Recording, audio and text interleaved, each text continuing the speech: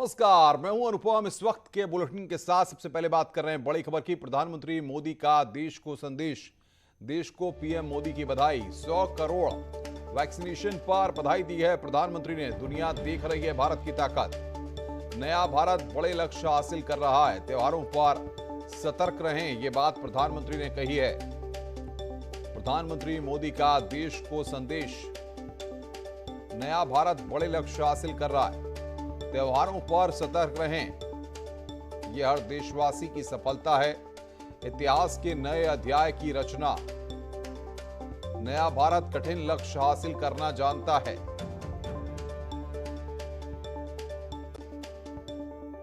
भारत ने अपने नागरिकों को 100 करोड़ वैक्सीन डोज लगाई हैं और वो भी मुफ्त, बिना पैसा लिए। साथियों, 100 करोड़ वैक्सीन डोज का एक प्रभाव यह भी होगा कि दुनिया अब भारत को कोरोना से ज्यादा सुरक्षित मानेगी। एक फार्मा हब के रूप में भारत को दुनिया में जो स्वीकृति मिली हुई है, उसे और मजबूती मिलेगी। पूरा विश्व आज भारत की इस ताकत को देख रहा है, महसूस कर रहा है। और अब देखते हैं उत्तराखंड की खबरें। पिथौरागढ़ में धारचूला का पूरी दुनिया से संपर्क कट गया है। पिथौरागढ़ तवाघाट हाईवे बलुआकोट के पास रोड कटने से पूरी तरह बंद हो गया है। काली नदी के तेज बहाव ने करीब 50 मीटर रोड को काट दिया है। रोड के कटने से नेपाल बॉर्डर के साथ ही चाइना बॉर्डर का भी संपर्क टूट गया है। इसी हाईवे के जरिए चीन को जोड़ने वाले लेपुलेख दर्रे तक जाया जा सकता है।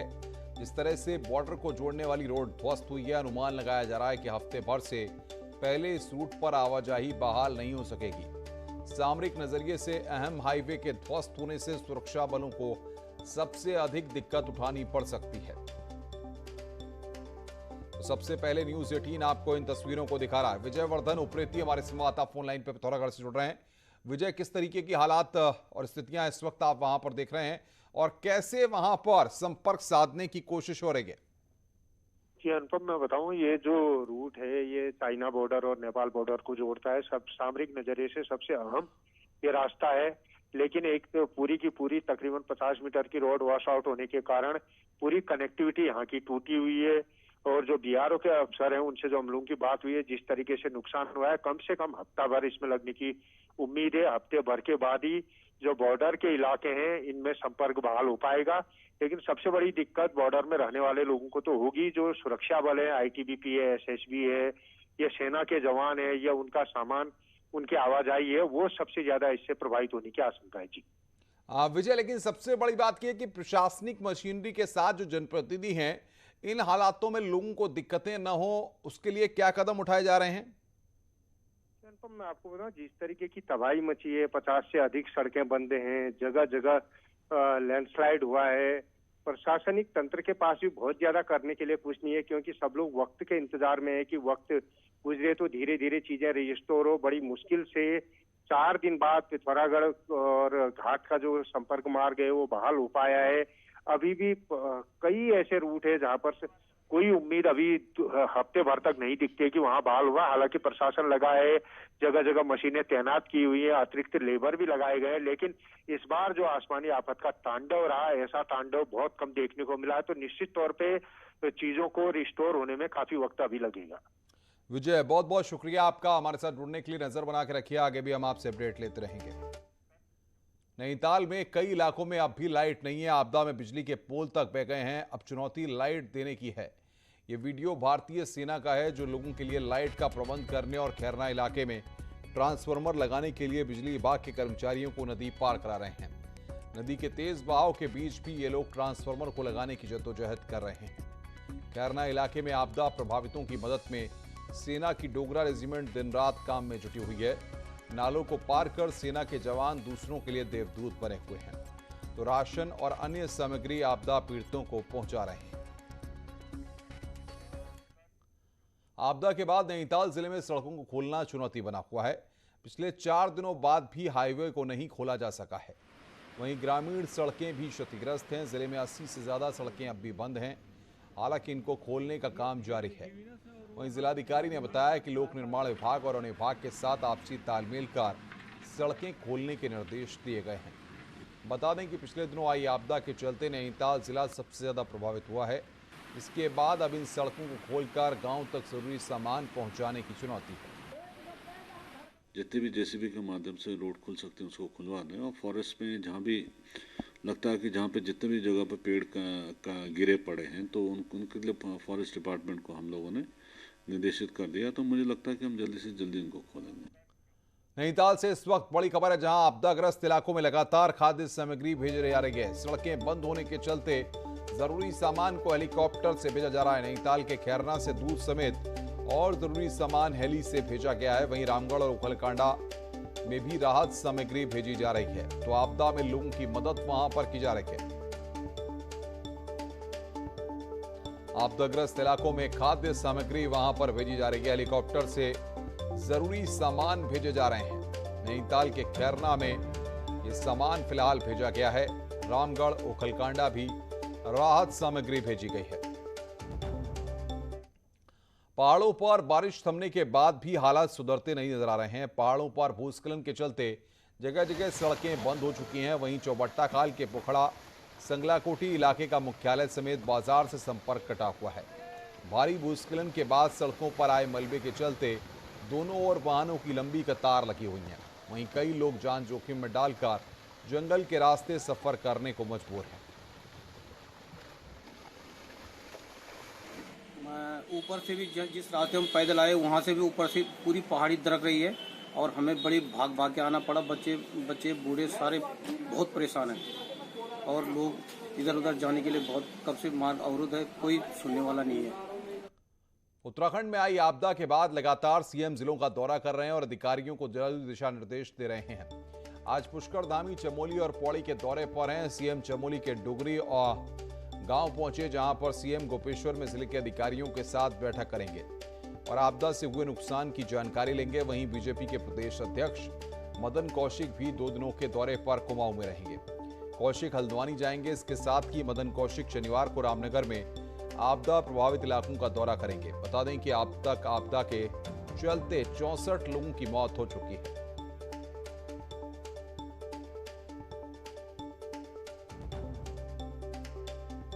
रास्ते हमारे जो खुल गए हैं, जो काफ़ी दिनों से बंद थे, बिजली के जो कई जगह बिजली की लाइनें कटी हुई थी उनको भी रिस्टोर किया गया है। काफ़ी जगह चालू हो गया है। दूरसंचार की व्यवस्थाओं को भी रिस्टोर किया जा रहा है। सड़क मार्ग भी बनाए जा रहे हैं और जहाँ जहाँ पर भी जितनी ज़रूरत है, ज़रूरत के हिसाब से जल्द काम हो, उसके लिए सरकार पूरी तरह से काम कर रही है और हमारे शासन प्रशासन के लोग स्वयं काम कर रहे हैं। हम लोग, हमारे मंत्रीगण, सभी लोग इसलिए विशिष्ट क्षेत्रों पर जा रहे हैं और क्षेत्रों पर जाकर स्वयं समीक्षा कर रहे हैं।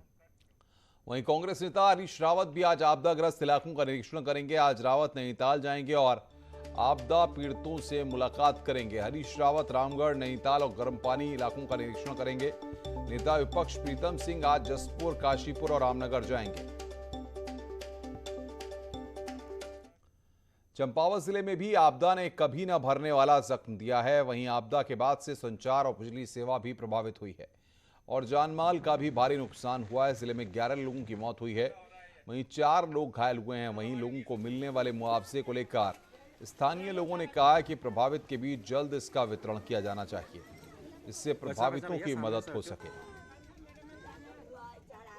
और मैं ये कहना चाहूँगा कि आने वाले समय में जो भी सहायता देनी है वो इमीडिएट सहायता दी जाए और जो हमारे जो है जिनमें जान माल की नुकसान हुआ है और मकान का नुकसान हुआ है उनमें जो है क्षति आकी जाए और अच्छा उनको रकम मिलनी चाहिए। प्रदेश में आई आपदा के बाद ऋषिकेश के कई घाटों पर रेत और मलबे का ढेर लग गया है, जिसे हटाने का काम किया जा रहा है। वहीं यहां पर पहुंच रहे श्रद्धालुओं को भी रेत के चलते परेशानी का सामना करना पड़ रहा है। हालांकि कई आश्रम में इसे हटाने का काम जारी है। वहीं कई घाट अब भी मलबे के नीचे दबे हुए हैं। उत्तराखंड में बेमौसमी बरसात के बाद बाढ़ तो आखिर खत्म हो गई है, लेकिन गंगा घाटों की स्थिति बदहाल होने लगी है। गंगा घाटों पर रेत का टीला लग गया है, जिसको अब घाटों से सफाई का काम किया जा रहा है, जिससे आने वाले श्रद्धालुओं को साफ सुथरे घाट मिल सके। ऋषिकेश से आशीष डोभाल, न्यूज़ 18। उत्तरकाशी के हरसिल से हिमाचल प्रदेश के चित्रकूट में ट्रैकिंग पर गए 8 पर्यटकों समेत 11 लोग लापता हो गए थे। एसडीआरएफ की टीम ने एक ट्रैकर को जिंदा रेस्क्यू कर हरसिल पहुंचाया है। वहीं एक शव को हरसिल लाने में कामयाब हुए हैं। वहीं लापता लोगों की तलाश के लिए सर्च ऑपरेशन जारी है, जबकि इसी दल के साथ गए 6 हिमाचल के पोर्टर 18 अक्टूबर को पर्यटकों का सामान छोड़कर चित्रकूट के रानी का अड्डा पहुंच गए हैं।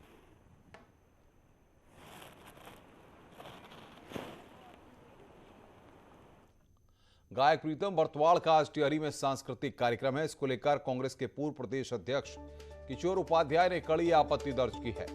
उपाध्याय का कहना है कि सांस्कृतिक कार्यक्रम ऐसे समय में हो रहा है जब पूरा प्रदेश आपदा का दंश झेल रहा है और 64 लोग अपनी जान गंवा चुके हैं। उपाध्याय का कहना है कि प्रदेश को इस समय आपदा पीड़ितों के साथ खड़े होने की जरूरत है, न कि उनके जख्मों पर नमक लगाने की। बता दें कि टिहरी के विधायक धन सिंह नेगी बीजेपी से जुड़े हैं और उन्होंने ही सांस्कृतिक कार्यक्रम आयोजित किया है। पहाड़ पर जिस तरह से बाहरी लोगों का कब्जा जमीनों पर बढ़ने लगा है, उससे पहाड़ पर कठोर कानून की मांग उठने लगी है। वहीं युवा भू कानून के बहाने मूल निवास का मुद्दा उठा रहे हैं। पहाड़ों पर मूल निवास का मुद्दा एक बार फिर से उठने लगा है। युवा वर्ग भू कानून के बहाने सरकार से मजबूत कानून बनाने की मांग कर रहा है। वहीं यूकेडी ने मूल निवास के लिए फिर कानून लाने की मांग की है। 1950 या 1980 में खाता खतौनी या पुश्तैनी जमीन होने वालों को ही मूल निवासी का दर्जा देने की मांग की है। वहीं समूह ग और ख की सरकारी नौकरियों में भी 80% नौकरी मूल निवासियों को देने की मांग की है। यही हमारी सबसे बड़ी चिंता है कि अगर मूल निवास को, आप स्थायी प्रमाण पत्र की आवश्यकता नहीं है, मूल निवास के आधार पर अगर रोजगार देंगे तो निश्चित तौर से जो यहाँ के भूमिपुत्र हैं, रोजगार का बड़ा सवाल है, उसमें सारे लोगों को लाभ मिलेगा। साल 2012 में हाईकोर्ट ने राज्य बनने के दिन रहने वाले व्यक्ति को मूल निवासी होने का हक दिया, लेकिन डबल बेंच ने इसको बदलाव कर कट ऑफ मूल जाति और स्थायी प्रमाण पत्र के लिए 1985 रख दी। इन फैसलों का विरोध भी हुआ, लेकिन सरकारों ने 20 साल में कोई ठोस कदम जनता के हक में नहीं लिया। हालांकि अब युवा राज्य में मजबूत भू कानून के बहाने सरकार को मूल निवास की भी याद दिला रहे हैं। क्योंकि अगर मूल निवास अगर दे भी दिया जाएगा, जिस 1950 से दे दिया जाए, 1980 से दे दिया जाए, मगर जो अभी सुझाव मांगे हैं वो UPZN-LR एक्ट के अंतर्गत मांगे गए हैं, जो नगर निगम नगर पालिका की भूमियों पर लागू नहीं होता है। अगर सरकार ने इसमें कोई युवाओं की जो अभी भावना है इस मुद्दे पे उसको लेना है, तो उसने हर प्रकार की भूमि जो उत्तराखंड के अंदर है उसके लिए एक नया कानून लाना पड़ेगा। राज्य की जमीनों और रोजगार पर बाहरी लोगों की छूट जारी है।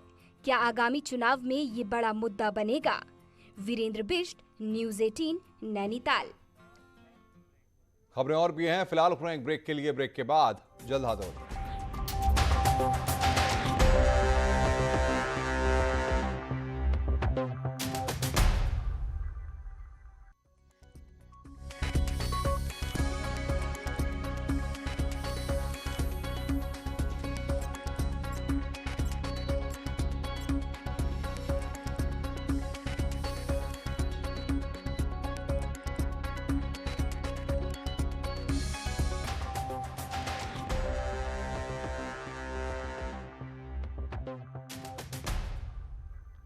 उत्तराखंड में आई आपदा के बाद मृतकों की संख्या लगातार बढ़ रही है। आपदा में मरने वालों की संख्या 65 हो गई है। वहीं आपदा में 22 लोग घायल हैं और 2 लोग अब भी लापता हैं, जिनकी तलाश की जा रही है। तो उत्तराखंड आपदा से जो जुड़ा अपडेट आ रहा है, मरने वालों की संख्या 65 हो गई है। आपदा में 22 लोग घायल हैं, 2 लापता हैं। मृतकों की संख्या में लगातार इजाफा हो रहा है। खबरें और भी हैं, फिलहाल रुक रहे हैं ब्रेक के लिए। ब्रेक के बाद जल्द हाजिर होते हैं।